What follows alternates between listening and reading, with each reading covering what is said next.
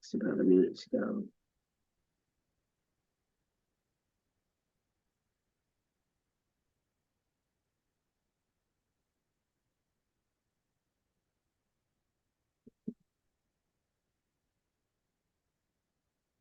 Ready. Hi, I'm Netta Spencer. Today I'm going to go to Vancouver and meet somebody to talk about water with. This is obviously a very stupendously important issue. The world's about to run out of water, but we are surrounded with it. So what are we going to do? My guest today is Professor Leila Harris, who is a professor at the University of British Columbia, and her main work has to do with water security, and especially, I guess, internationally. She seems to have traveled and written about many different parts of the world, and so we will cover the globe today. Hello, Leila. How are you? Hi, Meta. I'm doing okay. Thank you. Good. Okay.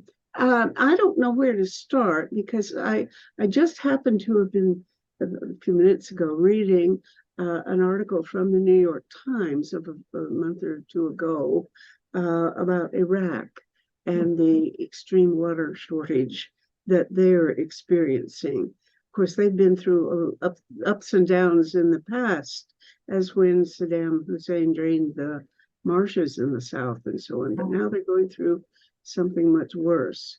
So I believe you've done a lot of work in the Middle East, right?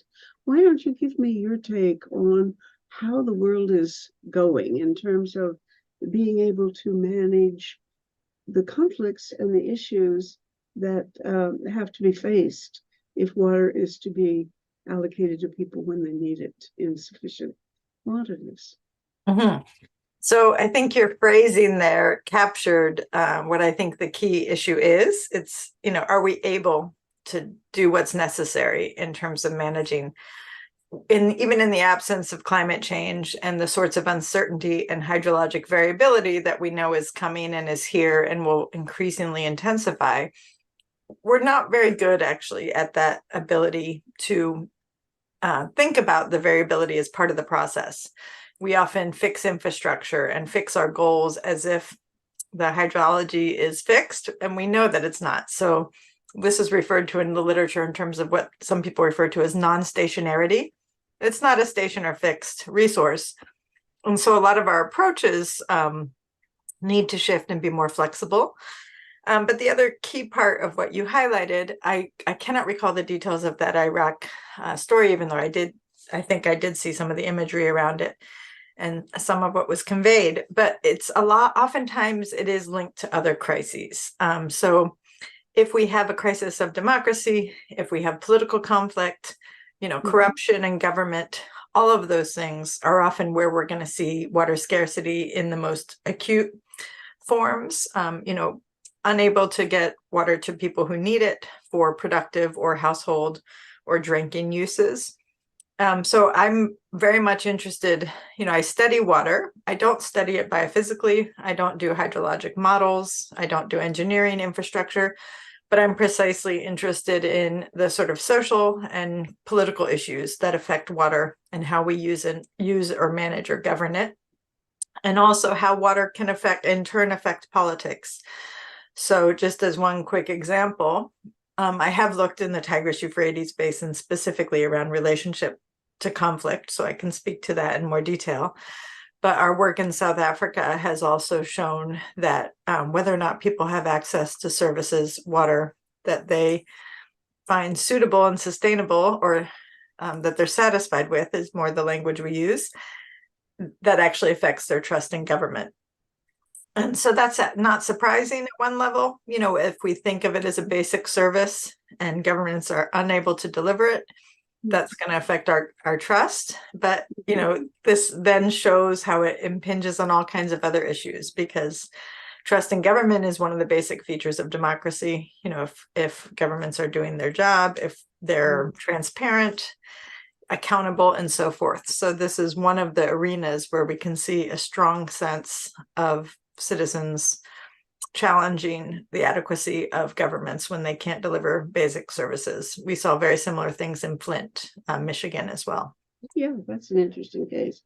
Well, I was just wondering now, people obviously would be suspicious of the government if they fail, but there's also the allegation, or I don't know, maybe that's too strong a word, the theory maybe that shortage of water is going to increase the number of wars because people who don't get the kind of water that they think they're entitled to because another country is taking more than its share of the river or other source, that they're going to go to war over it.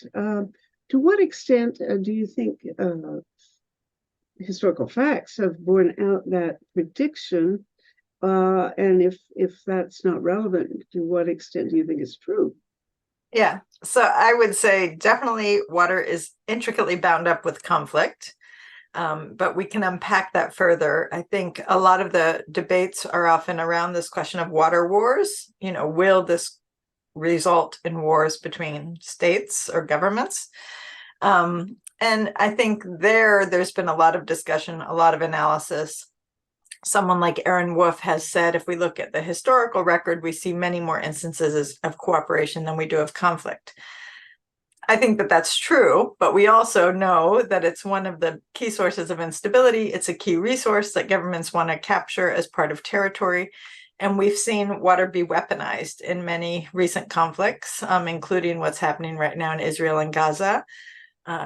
Israel has effectively cut off water and other essential resources to the population, even though that goes against humanitarian law, for civilians to cut them off from water and other basic needs.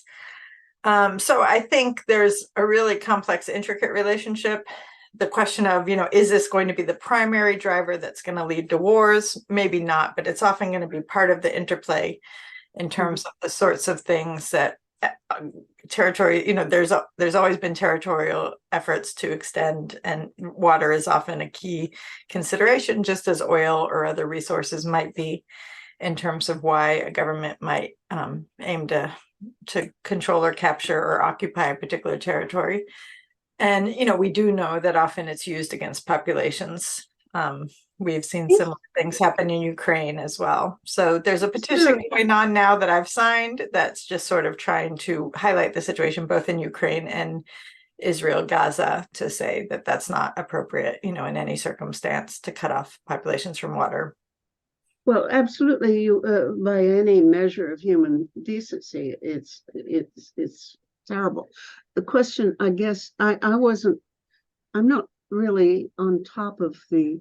I don't follow it as close as I should. The Gaza thing, but how much have they actually cut off? And isn't there any kind of international law that would? Of course, when you go to war, people don't follow international law very well anyway, but surely there must be basic rules of human rights that would say that people have access to water. Correct. Yeah, there are. So it's stipulated in the case of wartime and conflict that you can't cut civilians off from water, I think, energy and food and other key resources. I don't have the name of the actual principle in front of me, but it's on the petition we just signed, so I could find it and share it with you very easily. But we also, at the UN level, and again, the question is always, do these UN resolutions have teeth, et cetera? How can they be implemented or also followed through? But there is also the human right to water, as enshrined in the 2010 UN resolution as such. And then a number of governments also have it in their constitutions. So I think, both in the wartime, but also in terms of the general idea of principle of human right to water, we have that. In terms of the 2010 resolution, the idea is that there'll be progressive realization of the right, knowing that you can't just snap your fingers and say everybody's going to have access to safe water.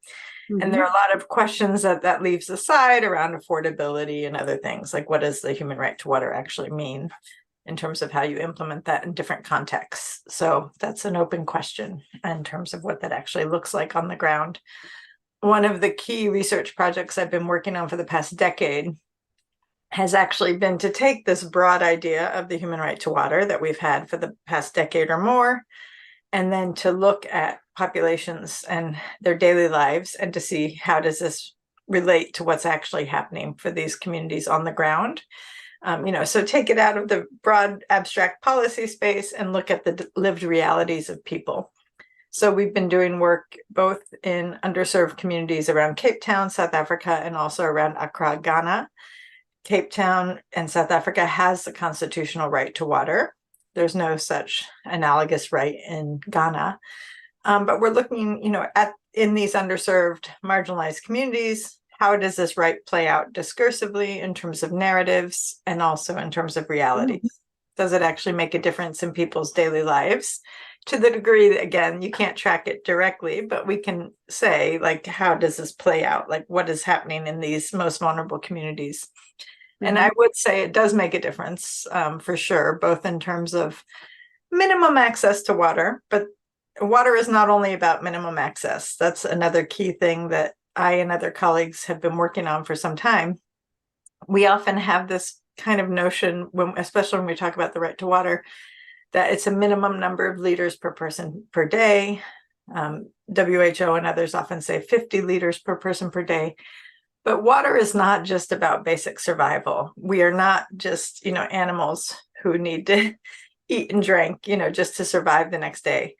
Water has a lot of meanings in our lives. It's linked to hygiene, it's linked to dignity, it's linked to senses of inequality in terms of people's experiences, it's linked to trust in government. So one of the things what we've been trying to do is flesh out, what does this mean for the human experience beyond this idea that, we just all need to survive to the next day, like beyond survival and basic needs in that sense. How does water play into our lives as social beings, as political beings, as emotional beings who experience the world in these ways? So we've been I've been part of a network of researchers, but also in several literatures. We've been thinking through those sorts of questions in terms of what else does this mean for people's lives and for the human experience and for, how we navigate the world.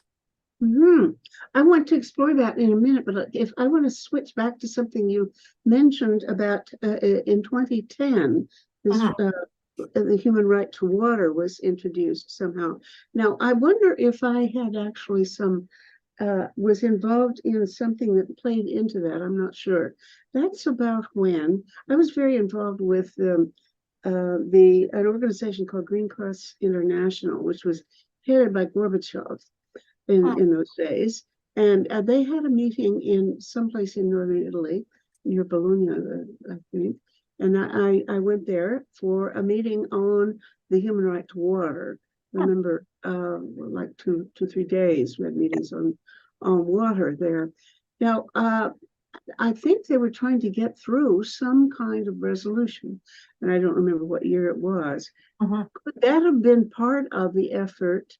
And I guess what I want to ask is how this resolution was adopted. How did it come about? And that will help me try to figure out whether this meeting actually had any part to play in that. Yeah, I wouldn't be surprised at all if it did, in that it's been a broad-based movement by activists and governments, from all corners. I didn't track historically how long or who was pushing the effort in different arenas. I just know that it was a long-term effort that was talked about in many years in water policy and activist circles. And then it took some time. There was a lot of ambiguity from a lot of key players, including the US and others. And then in 2010, the general resolution was adopted by the General Assembly. I know that Bolivia was a big player in that in terms of speaking on behalf of the resolution. I do think in the end, the US and several others abstained, but I can't remember precise pathways because it's been a decade since I looked at it carefully. We wrote about it back in 2012, so over 10 years. I can forgive myself for not remembering all the details, but it was a big push, and a lot of people, especially in academic circles, are quite critical of the human rights discourse and framework. And I think they're not sure if it goes far enough, especially for certain communities, indigenous or other marginalized communities. And so I think, there's some interesting debates about how effective is it, how meaningful is it, especially when we know, sure, there's the right enshrined, there's a resolution that was adopted by the General Assembly, but what does it actually mean? And that's where it becomes harder to parse, because there's not necessarily specificity. It could still be out of reach in terms of affordability for people, even if it's technically available. How do you monitor that? There's a lot of questions. Generally, we look at the location of taps to say if countries are progressively realizing the human right to water, but we know just having a tap isn't enough because some people can't afford the connection fee, or there are cutoffs, or sometimes they're not working because of leakage or other issues. So, there's all kinds of ways, which is why I became interested in like the reality of people's lives instead of just talking about it in terms of numbers of taps, that we often see in the policy space. Because just using South Africa as an example, often South Africa is highlighted as one of the countries that's made the most progress. And a lot of the numbers look fantastic because it will be 96%, 99%. And in the communities where we've worked, which are Black townships outside of Cape Town, the numbers are actually quite impressive, again, in the 90s in terms of connections. And we also know it's affordable in some of the specific areas where we're working because it's at no cost. The water's being delivered. But, talking to people, you start to get a different appreciation. They will emphasize their concerns about hygiene because they have to go to a communal tap. They'll emphasize safety concerns because they have to be outside at night. Sometimes that's more for the sanitation for the toilets, perhaps. And then there's also these experiences of inequity, as I was speaking to before. The fact that the Constitution says that they have the right to water, again, not only in terms of a minimum sense, but it says all citizens have the right to equitable services. That has a lot of meaning for people, right? And they know that, yes, they can drink water. Yes, they have enough to survive. Technically, it's safe, but it doesn't map onto their notions and expectations of redress, of equity and dignity, and all the associated ways in which water impacts our lives and how we access water impacts our lives. So that's part of what I mean too. Like there's a minimum amount, which technically South Africa is meeting that requirement. People are not necessarily going thirsty or having to revert in these contexts. In other contexts it has happened, but revert to streams and other things where there might be health concerns, but they still have challenges, and there's still social and political aspects of their experience of water access and affordability that are important. Now, when you say that a lot of I don't know, academics or somebody don't like or don't approve of the measure or don't think, is it because they don't think it goes far enough, or is they'll point to the inequities like what I just said in Cape Town, that example I just gave, and they'll say, see, South Africa has the constitutional right, but doesn't mean anything because we still have communities that don't have safe and affordable access. And that's true, but I do think it does, get us partway there. It's just not enough. So it's probably the idea that it's, maybe not sufficient to achieve everything that we hope for, but it's maybe one mechanism to partially get us there. Okay, that's my personal perspective that I've tried to write up in response to some of the critiques. Yeah. That makes a certain amount of sense, but I would think that a lot of the real concern has to do with whether or not there's enough water to irrigate or to keep crops growing and produce food. Because, for example, in the story about Iraq, it's clear that those people are moving away now, moving into the cities or just unable to farm.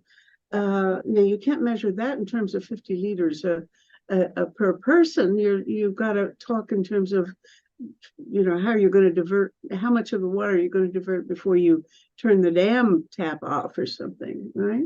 Absolutely. So that's also taken as another critique of the human right to water. So again, that's one of the ones that I take a little bit more seriously, in that we don't want to just think about it in terms of minimal bodily needs, as I was saying, and as you said. So people talk about that in terms of productive needs, productive uses of water. So whether or not it's irrigation, then that links to food security, or, it could be in the case of the townships that I was talking about in Kailicha near Cape Town. People need water to run their car wash business or their economic livelihood. So the productive uses of water is a big consideration. And the other thing that the human right to water leaves aside, and again, this is what the critics point to, and it is important, are the ecological considerations and the non-human considerations, because obviously human right to water is very anthropocentric, human-centric. It's only as if humans matter. And there are requirements, of course, for rivers to be healthy and for other species, plants and animals. So now we've, in a governance sense, that's been relatively more recent to the scene. We talk about minimum stream flows and other things that we're now trying to institute and pay more attention to, because often there's been insufficient focus on those issues as well. One of the things that puzzled me a few years ago, I believe there was a conflict in South America involving some city that I had never heard of. It starts with a C. Cochabamba, Bolivia. Yeah. All right. Now it had to do with the ownership of the water and the business of paying for it and so on. Can you recollect to my attention the nature of that conflict and how it turned out? Yeah, I can in broad strokes. Again, it's not my area where I've done work, so I've just read secondary sources of other people's work. And again, I didn't prepare it, so it's not fresh. If I were in the lecture, I would have made sure it's fresh. But basically, one of the big issues there that was a big concern was you had community systems that had been initiated and run by the community. And then they gave privatization contracts to the subsidiaries of some of the large water companies, and they were effectively locked out of their community systems as well. So the companies took control over the whole system, which included community systems that had been maintained and often, I believe, led and implemented by the communities themselves. So that really instigated a big conflict and pushback against the whole idea of privatization and the loss of rights and access.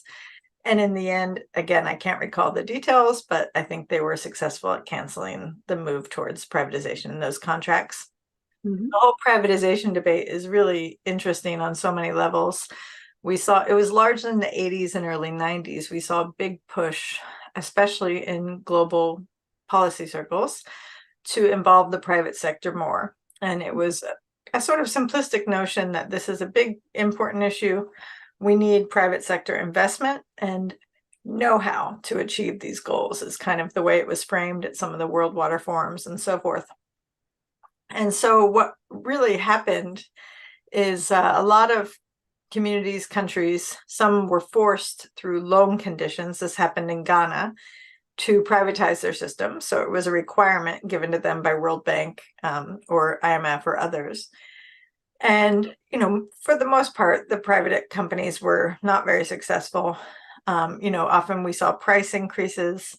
There was claims that they would reduce non-revenue water, which is the amount that's lost to leakage or other issues in the system or not paid for by consumers or users of the water, but often the numbers don't look that good. So in Ghana, as an example, I do remember and recall well, since I've studied there, they had 5 years with this a group that was managing as part of this privatization scheme.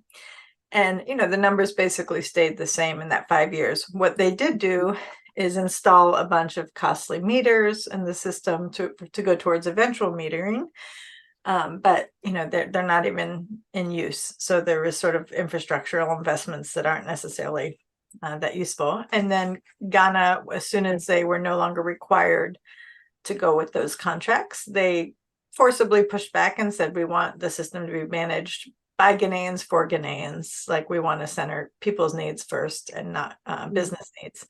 And as you can imagine too, especially the initial contracts that were often negotiated were often very favorable to the businesses. They often had things to protect them in terms of currency instability, a number of other things that often then the countries, or ultimately the citizens of those countries, were on the losing end sometimes, because there was sometimes guaranteed profitability for the companies and other things that are sort of unheard of. So the companies often didn't take on much risk, in other words, but they were given very favorable terms. One of the things that happened in Ghana, which just shows you how it wasn't a great deal from the Ghanaian perspective, is they did something called unbundling, which basically means they separated the urban water system from the rural for purposes of management. And the reason why is because it was the idea that the urban could potentially be profitable, or so they thought, but the rural, they knew that providing water in rural areas would not become profitable. So they basically separated the institutions that managed the two. And previously, you would have cross subsidization. So the urban would help fund the infrastructure required for the rural areas. But they were able to sort of hive off and sector off just the urban. So you no longer had this cross subsidization potential.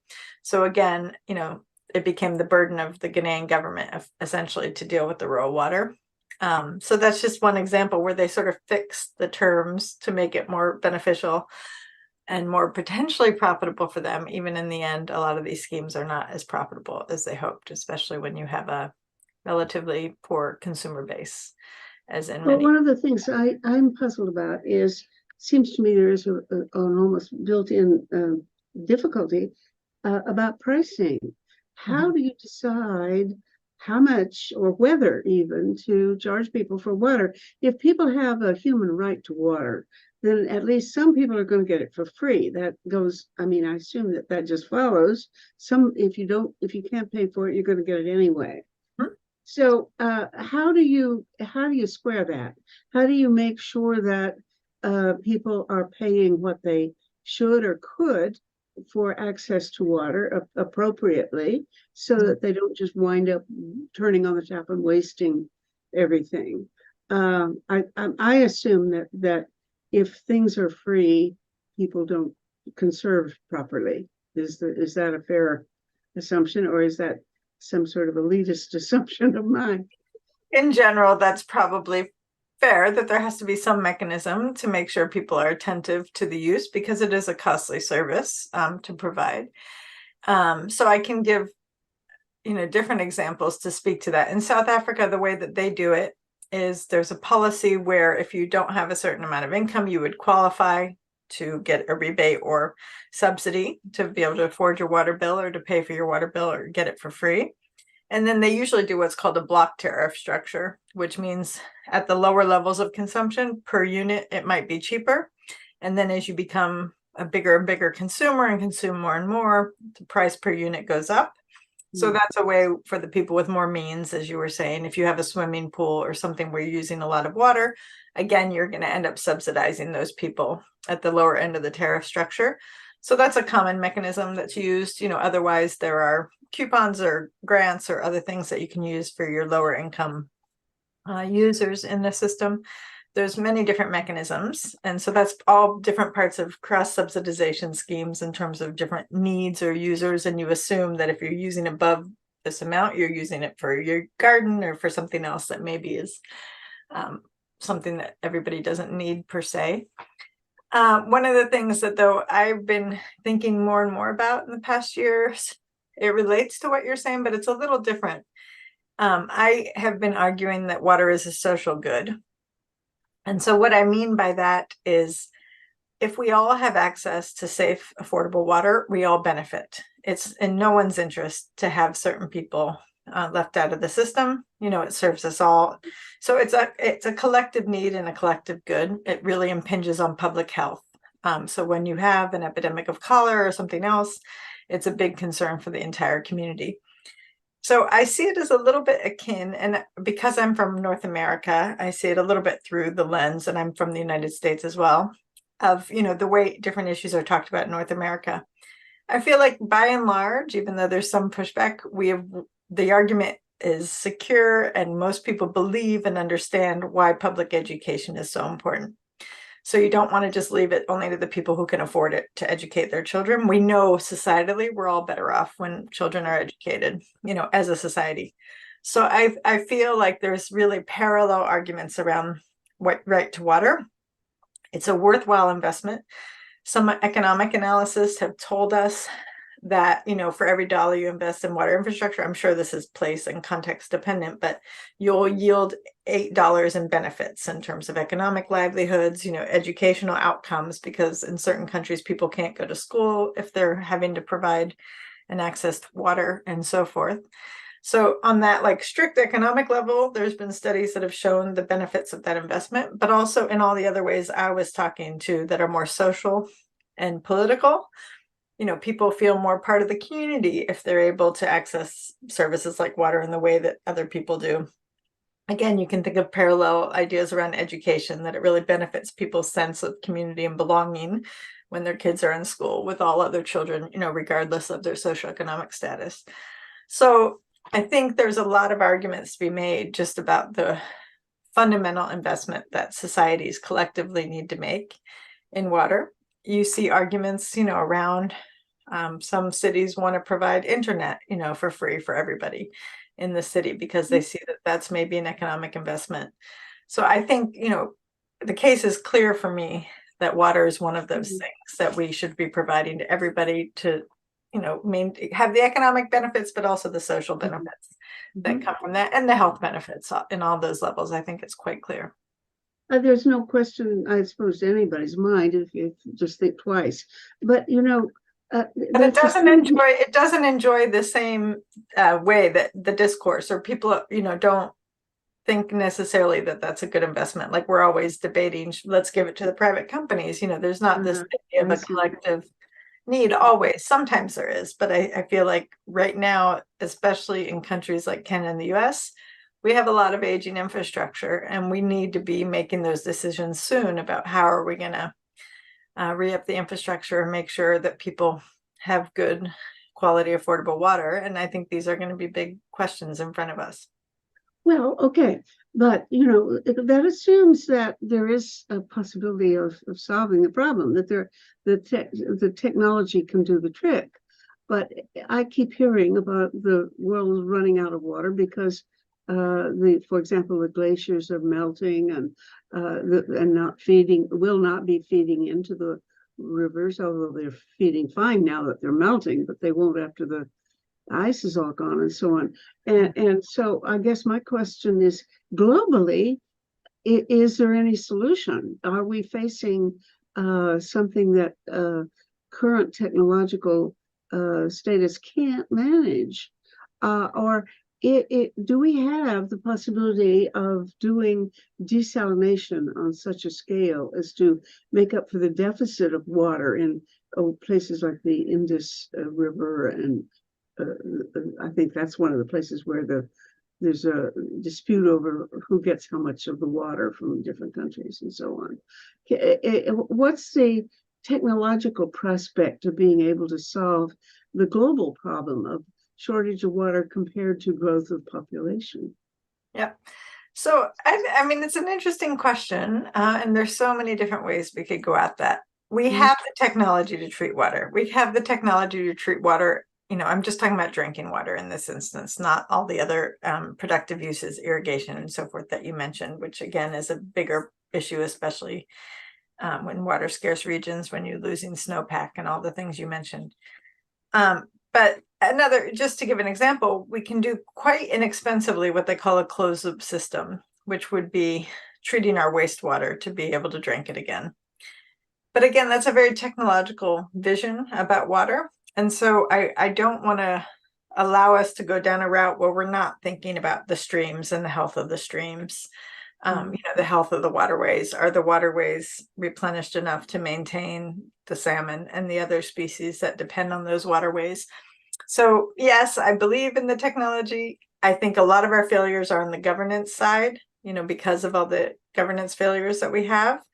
But, I don't want to go down just like a techno solution pathway, because then we miss so many things that are important about water in our lives and in our ecosystems. And water is a strong signal in terms of our failure to protect and manage all ecosystems effectively. The whole climate change debate, everything that you said about the melting of the snowpack and glaciers. So all of these are going to challenge us more and more. water is available. It's just not always available when and where we need it, right? So it's a question then of, is it going to be increasingly expensive? Is it going to, the haves and the have-nots are going to become even more important in that future where it's harder to get water or more expensive to transport and treat water? So I'm really concerned about a vision that's, too reliant on technology, but we know to this point we've had the technology and we still can't necessarily get water to people when and how they need it. So, I usually am focused on the governance side. I'm not someone who does the management and technology. And I could just say, if we look historically, we know that technology is not enough. And towards the future, I'd like us to have a more holistic perspective as well, and not just sort of. But is there, is it even technologically possible to do enough desalination to actually, irrigate? Yeah, so it's technologically possible. It's just economically not feasible because it's let's combine them. Is it practical? It's not practical. It's not practical for that reason. And so unless the technology can shift so we can rely more on desal, then it raises some other issues just in terms of, again, do we care? Like, just there's some work that I've done with a postdoctoral scholar in Chile, and I'll just share this example with you because I think it really highlights what I'm concerned about or what I'm trying to say. In the Chilean case, the mining companies have said to the government, we would like a permit to use this water. And a lot of the mining happens in the high mountains, as it does in a lot of other places. And they said, what we'll do so that you'll give us this permit to get the water is we will desalinate, we'll pay for desal so that the same amount of water is brought to consumers in the system. So it sounds like a good deal. Okay, they're going to pay. But they're using desalination down at the coast where some of the population centers are more. So it's, again, there's an efficiency here. So they can pay for it where it's needed by those consumers. But they're using pristine mountain stream water, and polluting that waterway, which, again, has a lot of implications for the broader ecosystem. So if we allow ourselves to see it too narrowly as like just human drinking water, is the technology sufficient? Like, technically, I guess technically the technology is sufficient. They can replenish the system with the same amount of water that they're using, but it's not a good deal when you think about that case because of geographically where the water is, the type of water in a mountain freshwater stream, relative to the desal, which is less desirable anyway to drink. There's all kinds of trade-offs we're making all the time. And, if we're too focused on like our ability to replenish, then we're going to lose sight of what we need to do to maintain the sources that we have and protect them. So, that's very concerning to me as someone who cares, again, about the whole ecosystem and a broader perspective of health, and not just like, do I get enough drops of water in my mouth to survive, in a very technical, limited sense, but how do we interact in the world around us, with other non-humans and nature, excuse me. So those are the things that I would like us to keep our focus on.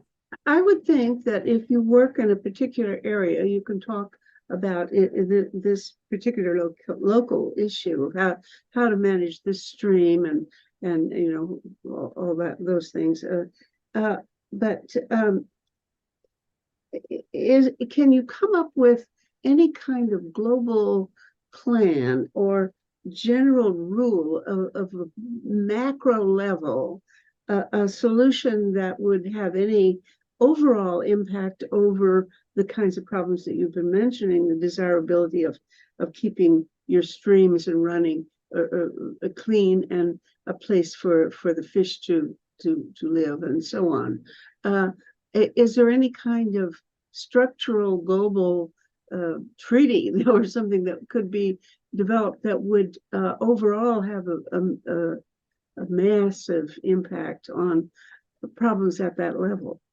Probably the most important at this point in time would be climate change related treaties and agreements, because that's where we're going to see the most challenge. And already the floods and droughts, that we're seeing now. We used to talk, 20 or 30 years ago, we used to talk about 2050, 2030, 2050, being these timeframes where we might start to see challenges with climate change. But the truth is, we've seen it now. We've seen a lot of stress and water scarcity, as with the Iraq example you gave, but many others. We know, going back to the conflict discussion we started with, water scarcity was one of the issues that led to instability in Syria with that conflict some years ago. And we know it's just one of the things that's not allowing people to live full lives, that are in the economic sense, in terms of livelihoods, in terms of food security. So I would say, is there a piece of legislation, anything that relates to the climate change agreements and, actually making progress would be really key at this stage to move us in that direction. And in the more narrow water realm, water is linked to energy, food, and all the other things we've discussed briefly. But in the more narrow water realm, I would focus my effort on anything that facilitates an understanding about water as embedded in broader ecosystem health, and or anything that facilitates, our ability to govern water for equity and more effectively, to not have it be captured by elites or to be seen as something that in the interest of private companies, or, anything that kind of maintains that social and equitable understanding of water. So those would be the two things I would hope for most. One is more epistemological or ontological in terms of how we understand water and how we think about it in terms of a policy question. And the other is, I think, just through the climate change challenges that are going to just become more and more difficult. Horrendous right there. The prospect is, it's not good. Yeah. Not going to get easier. Correct. I diverted you a long time ago from where you were about to tell me about your study of the narrative that people have about water in their lives in, I guess, South Africa and Ghana. Is that right? So I apologize for. I don't remember that. Can we go back and hear a little bit about your research? Yeah. So we've looked at again, everyday experiences with water insecurity. And some of that work has taken place in Ghana and South Africa. And then I'm part of this broader network that anthropologists, geographers, sociologists, and others who are working on water insecurity experiences throughout the world. And I guess the sort of key insight that I sort of have mentioned in different ways is that water is a lot more meaningful in people's lives than just, can I drink and, am I satiated and not thirsty? It really affects their sense of justice. My colleague Farhana Sultana has done work in Bangladesh around the arsenic crisis. She and my other colleague Amber Wuttich have really documented the stress that people feel on a daily basis when they're not sure where they're going to get water the next day. So, that is about securing water, but in those cases, it's often linked to responsibilities, maybe of mothers, to provide for their families and their children. So they feel like they're not meeting their obligations as a mother to their children. And so these multiple layers at which the stress is felt and experiences, or the worry. So Amber Wuttich's work in Bolivia, actually related to the Cochabamba case that you mentioned, is women really documented a lot of stress and worry and negative mental health outcomes when they had to barter on a daily basis for the price of water with a vendor. And also when they perceived it to be inequitable, they had a lot more stress and worry about water. So those are just like some of the ways in which the social experience about water, how, if we understand how people talk about water, they're never going to talk about water just in terms of H2O, but it's going to bring in all those social relationships, their responsibilities as mothers or to their communities, or what is their relationship like with the vendor, and how does it feel to have the price change on you on a daily basis so that you can't plan. Those are the types of layers that as a collective, I think we've been able to really speak to. And Amber Wuttich, who's been one of our key people in the network, was just named as a MacArthur Genius Award, MacArthur Fellow. So that's really exciting. What did she do that was different? She's just been amazing in terms of doing long-term work on these questions and helping lead intellectually in terms of, what this looks like to think about water and the social experience in these different ways. She's also led a lot of innovative projects that are cross-cultural, so trying to think methodologically about how we can do better cross-cultural comparisons and so forth. So she's been really a key driving force among our colleagues. To what extent could you say that the method of agriculture could be improved in a way that would make a significant difference in water security. Enough, for example, the article about Iraq said that there's certain areas where they're using methods of agriculture that are 6,000 years old and definitely not efficient. They flood the fields, I gather, and that's just not the way to do it. I've heard of something, I don't think I've ever seen any example of it, but what is this drip agriculture? Drip irrigation, yeah. Yeah. Now, is that I presume that's like a garden hose with a lot of leaks in it at the right place. Pretty much, correct. Yeah. And you do this in order to conserve the amount of water, make sure that whatever comes leaking out goes where it's needed, right? Correct. Is there enough difference made from using that kind of agriculture so that spreading it or making sure that it's adopted generally would make a significant difference? Or is this just kind of a little idle, strange quirk? Like another strange quirk that I'd like to see if you mention is catching water out of the air, putting up big nets and letting it capture clouds. And I've seen that. I believe it happens, but I imagine you can't do it everywhere in the world. So are any of these new technological tricks worth attention? Yeah. So I do know about the first topic because my dissertation was on irrigation in Southeast Turkey. And, they were also doing the sort of flooding that you mentioned in terms of the crops in the fields. So drip irrigation is definitely a big water saver. And, that's one of the ways in which Israel has reduced the percentage of water in the agricultural sector relative to a lot of other countries. So it is possible, as you said, not to be distributing water where it's not needed. So you go directly to the plants, and then you can also time it in a way that's more useful for the crop and its particular needs. So that is one thing. Again, I'm not sure what are the challenges in terms of economic or other challenges, why it hasn't been implemented more in different contexts. But, I think there is some space there, of course, for improvement. But the linked question is also really what we're growing, where, and for what purposes. So a lot of what we grow, for instance, in Turkey, when they brought irrigation on, yes, they were pushing drip irrigation in terms of the government doing demonstration farms to show farmers how much more efficient that was to do those different technologies. But I think you have to look at the question of cropping. So most farmers, because of viability economically, were switching their crops from food, from lentils, grains, and pulses to cotton. Most of the cotton is then being produced for consumption in the textile industry, going to Germany and Europe and the United States. Most of those textiles are consumed, in low-cost clothing for people in the fashion industry, or the low, I forget what the low fashion industry is called, but just for mass consumption.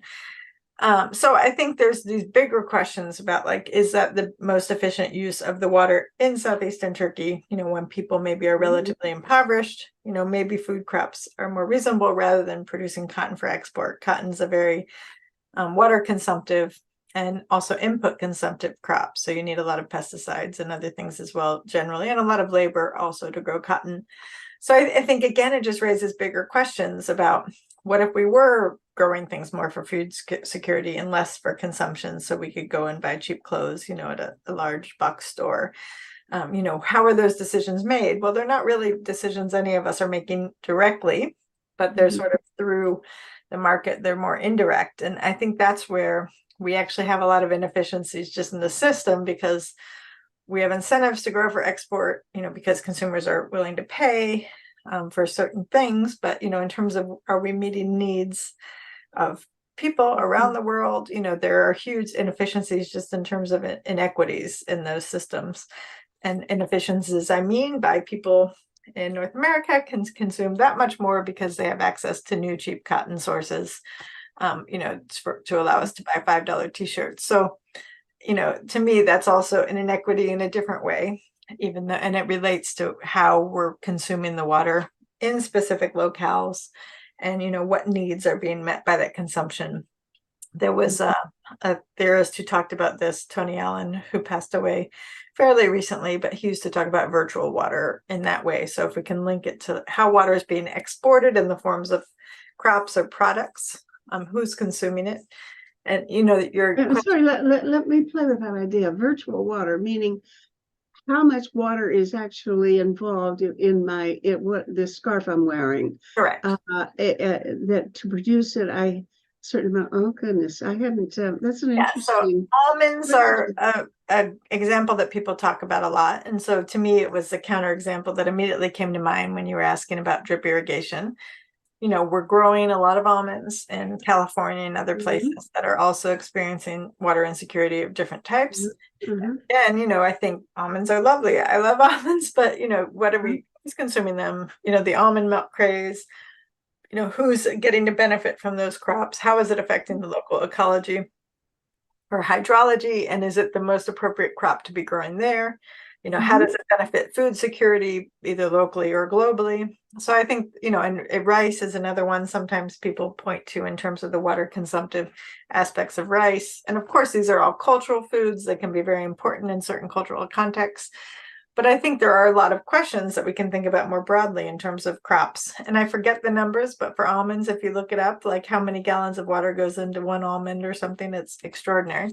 I have heard that. It really makes me guilty. Yeah, because I think those questions really need to be asked. Like, why are we producing and consuming in certain places for certain consumers, and what would it mean to challenge or try to think? A whole different discussion of a real change in the economy. If you start talking about how you're going to make decisions of scale of that kind. We're not going to produce almonds anymore, then that's a different, you're really changing out of the market system. Right. And so when I answered climate change to your question of what would be the most effective shift, certain other people would have said capitalism, is a big thing that's really pushing us in the wrong direction on a lot of these questions around water and consumption and production.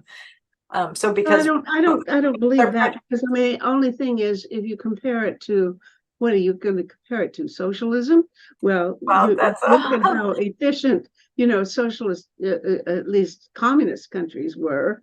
And just look at the Aral Sea, for example. I mean, that was not done by it just raises the question, though, about, the fact that these are decisions that are also made by not making decisions about them. So we're allowing the market forces and consumers in faraway locales to make decisions and impinge on different localities. So I think that's the question that comes more to the forefront for me when we highlight capitalism, in terms of how market shifts, exports, pricing, all of that can really have these cascading effects that are not, direct choices that people are making, around the ecologies and communities where they live and work. So that's where I think it does raise some really challenging and important questions.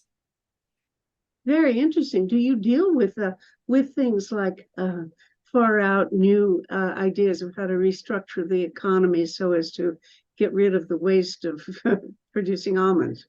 I don't. Some other people, I think, do. One of the ways, the more far out things that I do, is I really appreciate work by artists and some feminist humanities scholars and others, which is more about rethinking our relationship to water. So that was some of what I was signaling earlier about, that this is fundamental to how we relate to the places where we live and the other animals and the trees and other species and so forth. And so I often return in my mind to that more basic question of maybe if we could think about our relationship differently, and water allows us to think through that, we would have a different relationship to these questions. So I'll stick on this for one more minute. Astrida Naimanis, who's a colleague at UBC Okanagan, has done really fabulous work that's very impactful for me personally and in my work, where Astrida writes that, our bodies are porous. 70% of our bodies are water. What enters our body from the ecosystem affects our bodily health, and what leaves our body and goes back to the waterways, affects the waterways. And so what Astrida says, if we could really center water more in our lives and understand that we are not individual beings, but we're part of this collective, that goes to that collective spirit I was talking about earlier, that includes not only other people, it does connect us to other people, but it also connects us to the ecologies, the other species and the plants that depend on the same waterways. Maybe we would have a different relationship to water, but also like shift our whole understanding of ourselves in relation to those communities. Water really makes apparent the way we are connected, just as COVID made apparent, through our breath and sharing breathing space, that we're all connected and the health of one is connected to the health of all. And if we just really attend more to how we're polluting the waterways or affecting those streams and so forth, that it ultimately affects us and our health, and moves through our bodies, maybe it gives us a different sensibility or orientation to the world around us. So to me, that's very powerful. And it's not just a metaphor, it's literally the way our, water moves through us and our porous bodies, and it kind of breaks us down. I love it as poetry. I'm trying to see if you communicate. Quite literal as well, though. It is literally true. Well, I'm sure it's true. The question is, if I were to be a born again water lover, as whatever you're trying to promote here, which I think I'm in favor of, but I don't quite understand it. How would my life be different? In what way would you say that I would function differently if I had a better appreciation of the importance of water as uniting us all as one part of one big system? I think there's at least 2 or 3 different levels where it could affect us. I've noticed, again, maybe especially in North America, sometimes people do have a very individualistic focus, in terms of, well, this doesn't affect me or my household, therefore it's not important. And I think it does give us a different politics where we care about what's happening to others around us because we understand how fundamentally connected we are. And again, COVID made us that more real for us in a different way, right? We knew that. No, it didn't. It did, in the sense that, at least in terms of the illness, not in terms of how it affect us. It should have made us all more aware of, you can't just look after your own health. You have to look after other people's health too, because you can't separate yourself. It should have. But if anything, more people into selfishness. That's true. That had been the case. I'm thinking more about the airspace, and that we just sort of knew how connected we were to the health of others. But I do think like maybe it would make us more oriented to justice considerations and what is happening. But the other thing that I think makes it true in the more water realm, and this people in public health talk about this as One Health is the term that they use. Yes. It moves us away from this idea like, okay, as long as we can treat the water, we don't care what we're letting the mining companies do upstream. Like that's how we've been operating, because we have this notion like, well, we can take care of it here. We have the engineering capacity or we have the funds to treat it.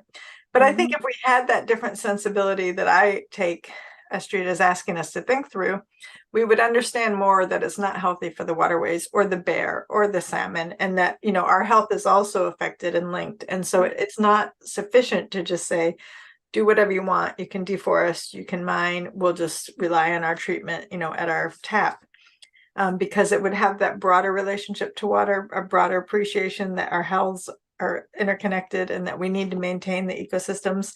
And the best way to secure tap water, safe water for us to drink, is to have safe water sources. I mean, that's undeniable. Yes.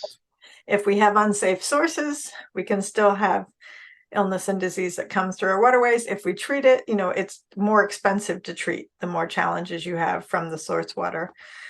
So in multiple levels, like I think it would maybe shift our focus in terms of what we should be doing and how it affects us individually and collectively. I think there's some other more spiritual and or I'm sure you're getting there. Ways that it affects us too.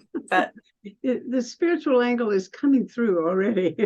Yeah, but it's a different sense of spirituality in terms of like that, in the same way we can appreciate that our lives are a blip on this earth, or like we're only one of many when you look at the stars, but that sense, but it's a different orientation, I think, to the world around us and what Indeed, that's absolutely wonderful to to contemplate. We need to do another show just to talk about the interconnectedness of all life beings. Mhm. And our time is up, but this has been a good introduction to whatever new spiritual practice you're promoting, which I'm Yeah. interested in adopting. I'm already a good candidate for your.